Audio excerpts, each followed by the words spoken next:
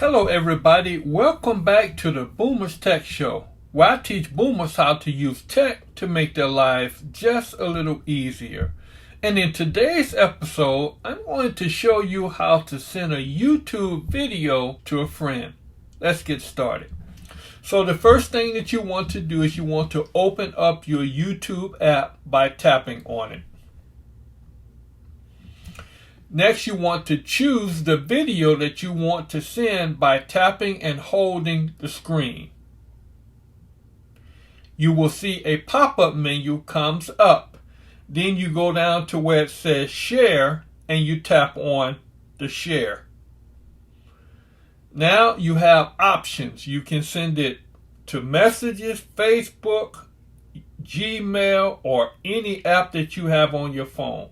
For this demonstration, I'm going to send it through my text message. So I'll tap my messages. Now you want to tap the individual that you want to send it to by going to search bar. Then tap the individual, select, and then you just simply push send.